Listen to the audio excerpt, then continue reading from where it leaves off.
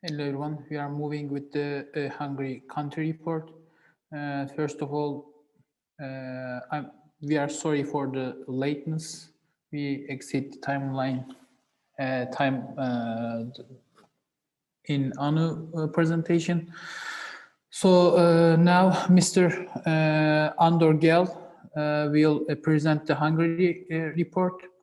He is currently working at University of Szeged, and he is specialized in substantive criminal law. Also, for some time in the past, he worked as an assistant judge at the criminal division of the Regional Court of Appeal of Szeged. Also, since 2018, he has been a member of the European Law Consultants Network at the National Office for Judiciary. And also, since 2020, he has been the head of the Vice President Office at National Office for the Judiciary at Hungary. So the floor is yours, Mr. Andor. Thank you very much. Can you hear me? Can you see me? Yeah, everything is fine. Okay, I've shared my presentation as well. Thank you very much, Muhammad, for your kind introduction. First of all, I would like to thank the invitation for Professor Adem Sözüver, old friend of the University of Szeged. We have a strong cooperation and friendly relationship with the University of Istanbul.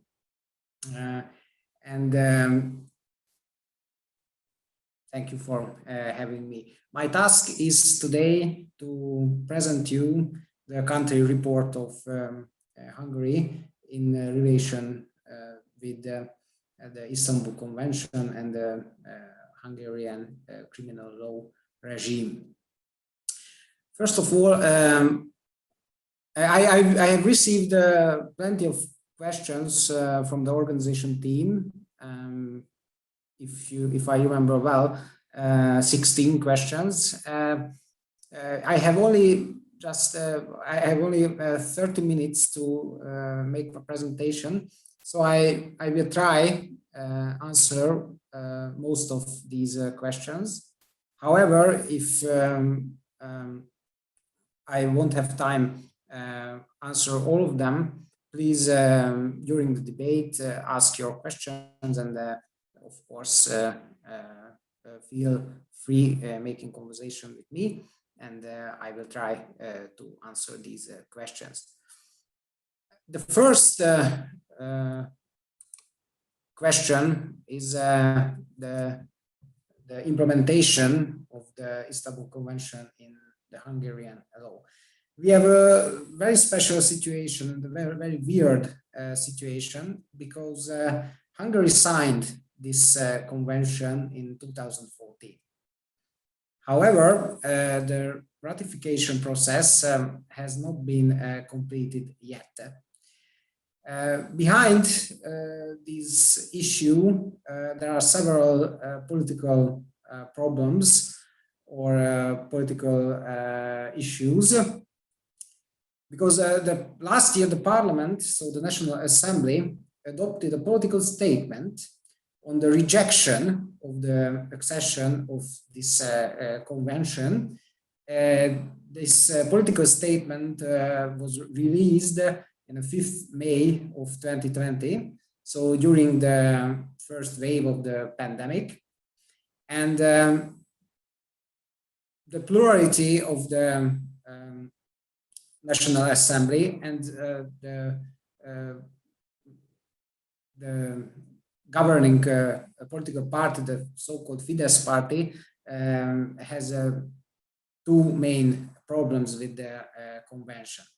The first problem is that the convention prescribes an approach based on the definition of social gender. In Article 3C, regulates as follows: gender shall mean the socially constructed roles, behaviors, activities, and attributes that a given society considers appropriate for women and men. For the Hungarian government and the leading political party, cannot accept this concept. According to them, this concept of social gender doesn't exist. And last year, this political movement put new concepts in the Hungarian constitution, that the mother can only be a woman and the husband can only be, or the father can only be a man, so a male person. And therefore, the National Assembly nowadays will not accept these concepts. Therefore, the implementation will wait for the future.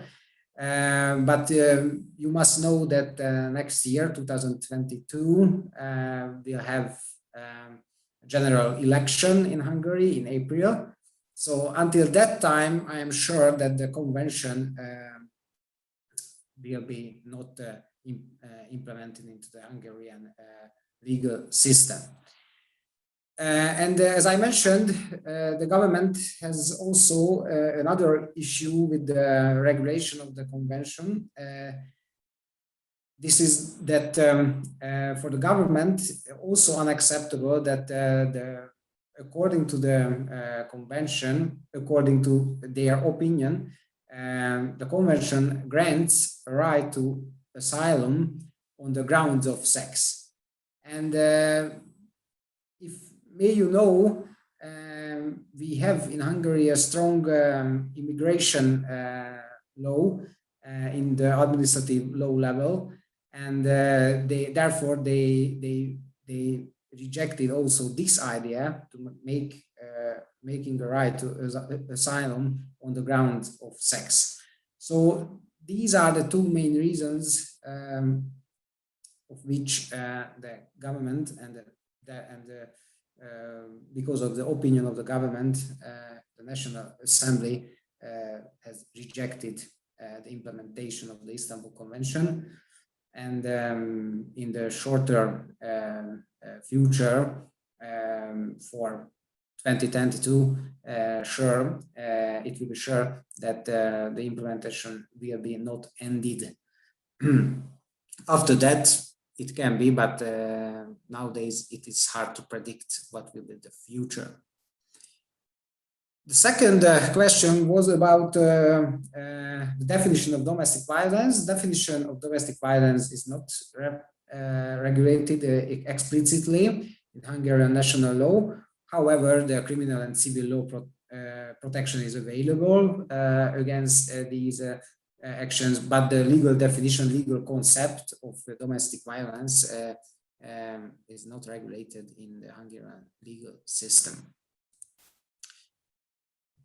In the third part of my presentation, I would like to analyze in details the substantive criminal law regime and the requirements of the Istanbul Convention.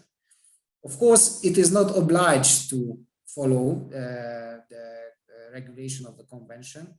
However, during this summer university, we would like to make a comparative analysis. So that's why I have made that analysis, and I will speak about the Hungarian legal criminal law regime and the articles from 33rd article to the 46th article in the convention. And I will compare the Hungarian regulation and these articles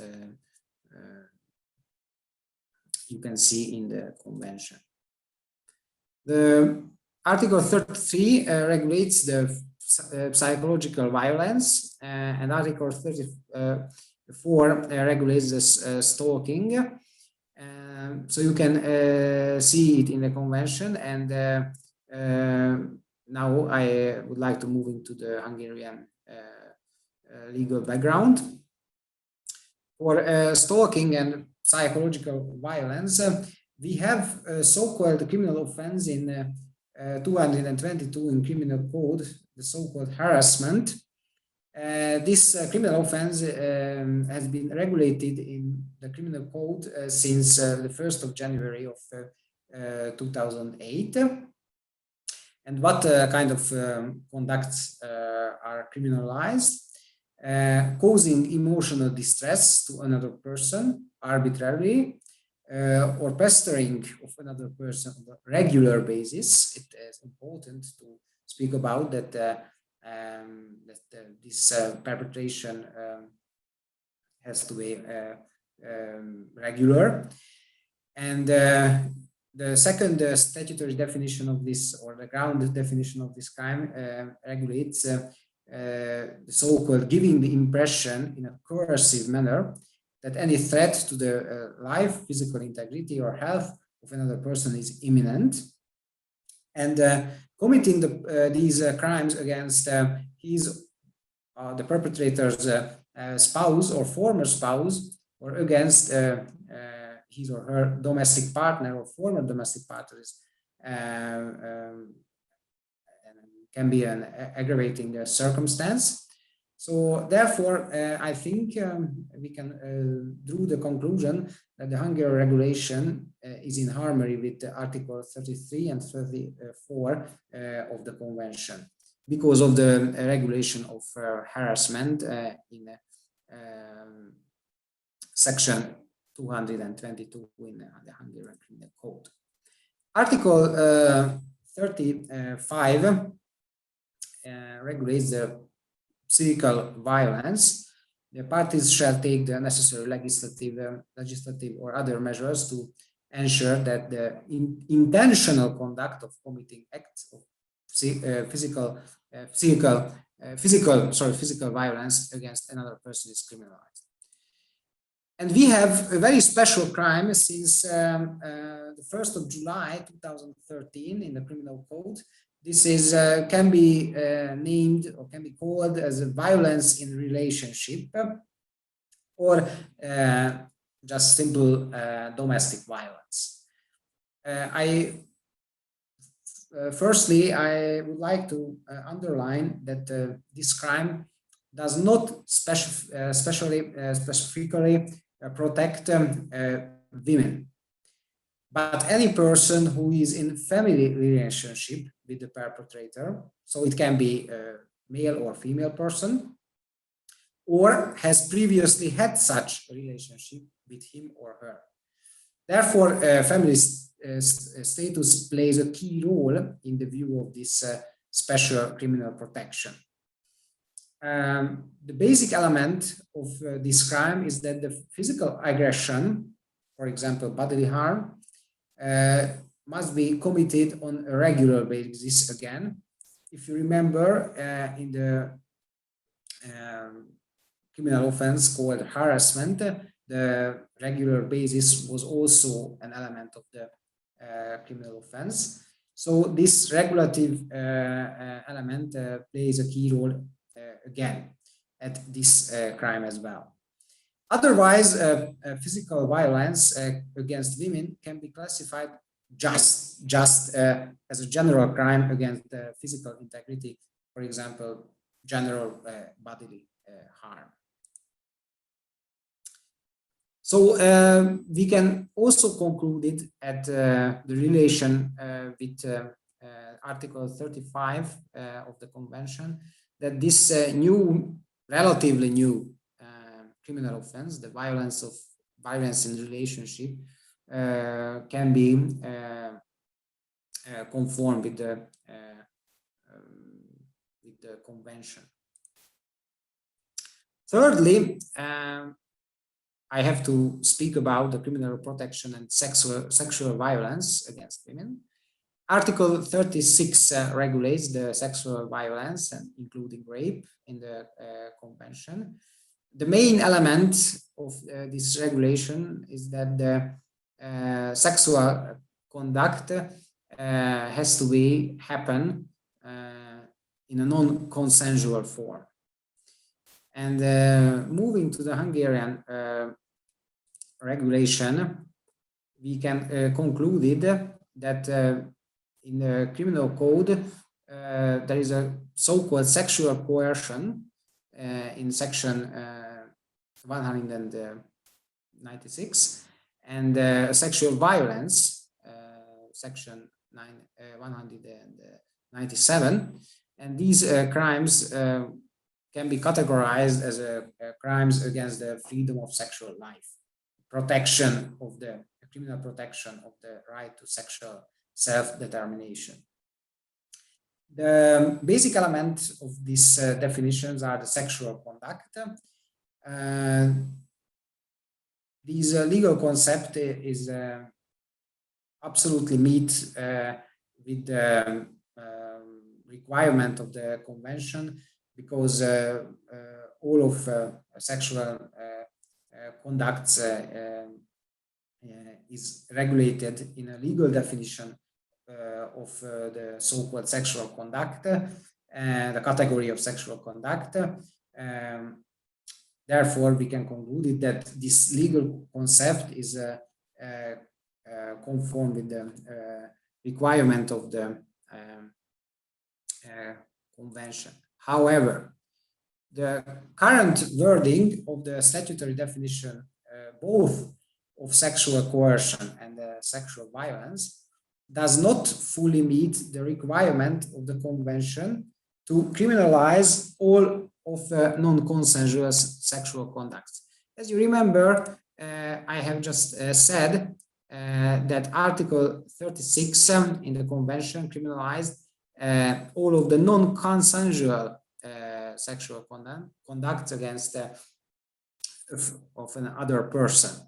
However, in the Hungarian Criminal Code, the current regulation identifies coercion as a necessary element of these criminal offenses. So, sexual conducts that are not consensual, however, they are not carried out with coercion, fall outside the scope of the substantive criminal law. So, therefore, if the Hungarian legislature wants to fit with the requirements of the convention, these statutory definitions in the near future have to be modified, and the non-consensuality will have to implement it into these statutory definitions, because the current definitions have the element of coercion as a necessary element.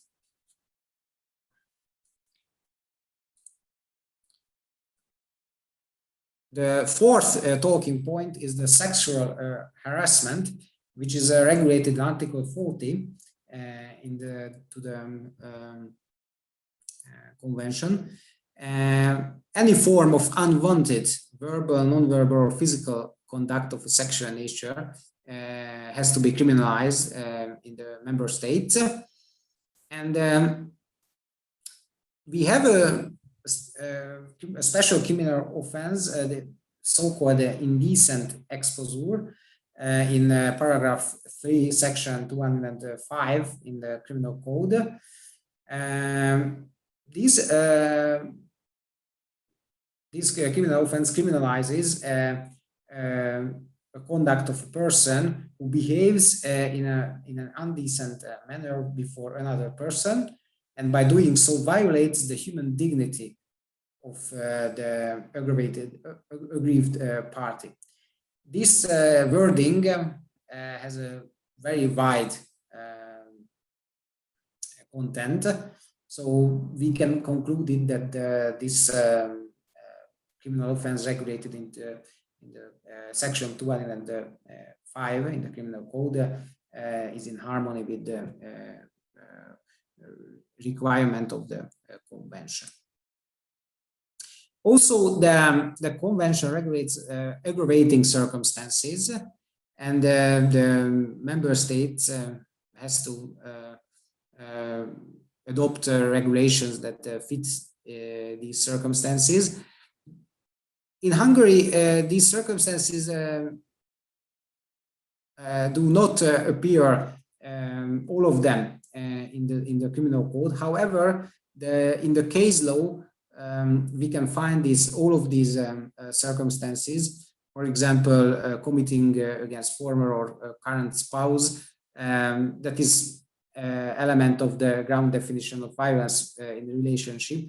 However, for example, making a person vulnerable by committing a sexual crime, it is a sentencing principle in the case law. So these aggravating circumstances regulated in the Article 46, you can find in the Hungarian legal system, not all of them in the criminal code, but most of them appeared in the case law level.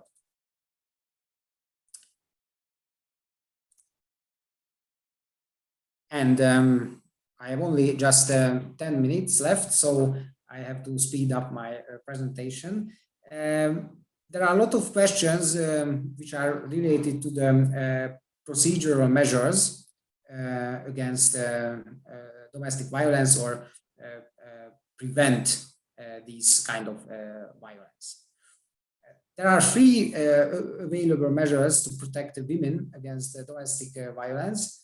There are the so-called restrain measures. There are 3 kinds of these restraint measures. Temporary preventive restraint. This can be enforced by the police for a maximum of 72 hours, so 3 days long. If domestic violence case detected, or the suspicion of that kind of case is detected. After that, a civil court can order preventive restraint for a maximum of 60 days if in the case criminal offense has not been committed. If there is a suspicion that a criminal offense has been committed, criminal procedural restraint should be ordered, and this order is given by the criminal court, and it can be much more longer, for maximum of 4 months can be last these criminal procedural restraint. So there are 3 kinds of restraint: temporary preventive, ordered by the police; preventive, ordered by the civil court; and the criminal procedural restraint, ordered by the criminal court, maximum of for a 4 months long period. Consequences of the enforcement of this kind of restraint: the abuser's freedom of residence, the right to freely choose the place of residence, and the right of parental supervision, and the right to contact his or her child is restricted, and he or she shall be obliged to stay away from the abused person, to keep himself away from the abused person accommodation, to stay away from any other person named in the preventive detection order, and to refrain from coming into the direct or indirect contact with the abused person during the restraint. The protection of children in domestic violence cases. We have regulation in the criminal procedural law for that question. The category of person in need of special treatment is known. All of victims under 18 years of age belongs to this category. So their special protection is ensured during the procedure. Further victimization should be avoided according to the will of the legislature. These kind of these kind of victims who who belongs to the so-called category person in need of special treatment, they can only be interrogated once during the investigation and in the absence of the defendant. And their statement must be recorded by the authorities. So we will have a recording, and the defendant can reflect on the recording, and he or she has not the right to ask questions to the special victim. We have some questions about the ministerial and NGO agencies connected to this questions, connected to the issues of domestic violence and the combating against domestic violence. The Ministry of Justice of Hungary started a new program, so-called National Victim Support Strategy, and therefore, with the help of this program, we have victim support centers in line with the objectives of this agenda. The first center was opened in Budapest in 2017, and 5 more centers were also opened after that. The last center was opened in December 2020 in Kecskemét. And we also have territorial victim support services, which are operate in county government offices. So there are 2 levels of these agencies. The first level is the support centers. There are 6 of them according to the current situation, and we will have territorial victim support services in county government offices. What are the tasks of these agencies? They give advocacy, legal counseling, emotional assistance to victims, witness care, providing accommodation, sheltered accommodation for victims, and financial support, immediate financial support to remedy the crisis situation. Now it is around 440 euros for each victims, and these support can be given only for special purposes. And also there are a special help for victims of intentional violent crimes. So the another financial help, this so-called immediate financial assistance, is for all of the victims of domestic violence cases, but for the victims of intentional violent crimes can claim compensation from the state, and this is a much higher amount of money than the other was I mentioned before. And we have NGOs also in the field of combating domestic violence, but the activity of these NGOs are really restricted, and they cannot take part effectively in the legal procedures, but they can give proposals, publications, information brochures, legal aid, and psychological assistance for victims, and building up self-help awareness groups as well. At the end of my presentation, I can give you statistics as well, because this question was asked also in your questionnaire. You can see the crimes which I am examined in this presentation. and you can see that the numbers of the committed and the domestic violence related crimes increased in the last 2 years. These are official data. So we can conclude that maybe during the pandemic, the number of these crimes were much higher than before. And we have an experience in the last 4 or 5 years in Hungary that during the outbreak of the Me Too movement, much more victims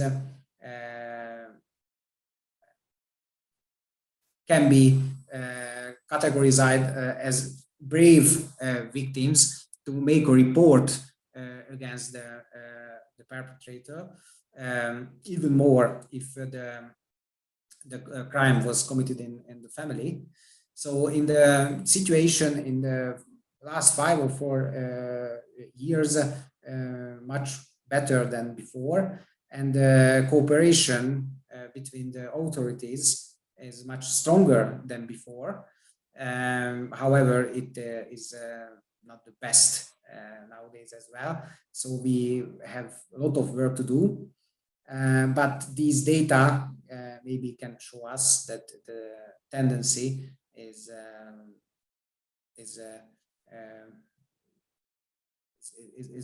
can be shape a better situation than, for example, 10 years ago the situation was. So that was my slides. I try to mention most of the questions, and please feel free to ask me further questions as well. Thank you very much. Thank you for this presentation, Mr. Andor. You covered all answers we hoped for. So now we can have the questions for Mr. Andor. This is coming from Sabiha Göksu Tezer. You said that the Hungarian government doesn't accept the definition of social gender and doesn't limit the parental missions of a father or mother based on the gender. But also Hungary has an anti-LGBTQ regulation. What are the factors for that? Or is it that I got what you have said wrong?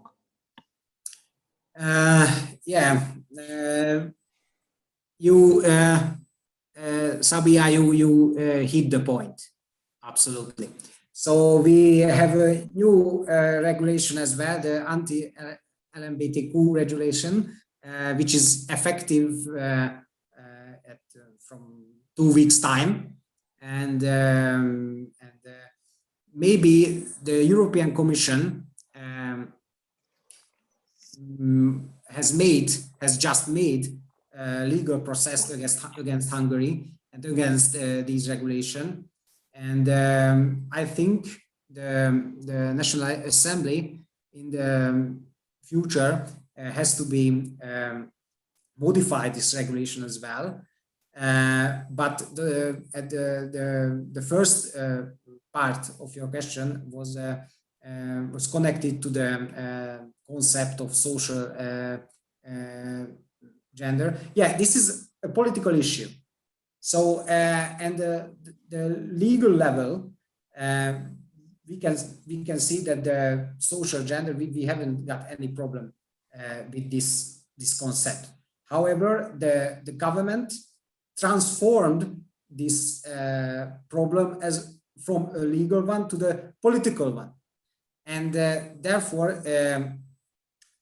they made it these Article 3 as an obstacle to accept the principles of the Istanbul Convention. In my opinion, it is really wrong.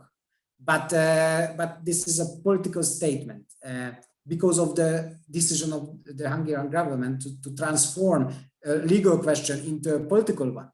So we have so much problem with that, and I don't think these problems can be solved in the next year because we have general election in 2022. So it's tough to answer, but in my opinion, it's clear, but it's just a political statement can be given. Thank you. Any other question? From Merve Nur Duymaz, you told that your criminal code is compatible with the related article of the Istanbul Convention, which regulates stalking. I would like to ask you, can you give some example cases in your country, especially the action of cause emotional distress, and how is it the punishment of these kind of actions? It is punishable with maximum of 2 years of imprisonment, this crime, and this crime can be committed typical in a verbal method or in digital via digital background, vivid digital background. So, for example, in Facebook, it has an element that the perpetrator making a coercive statement to the victim, and the victim, therefore, the victim has fear, and because of that,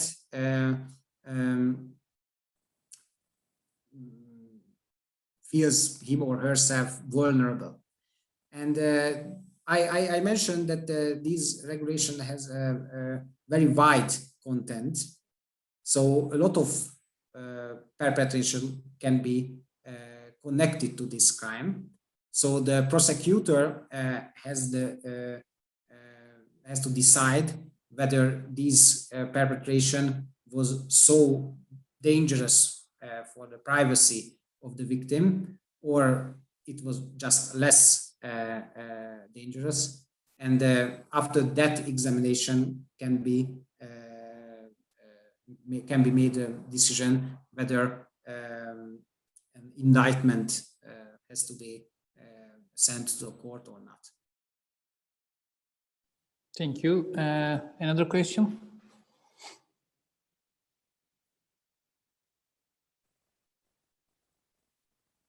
I think we don't have more question to you, Mr. Andor.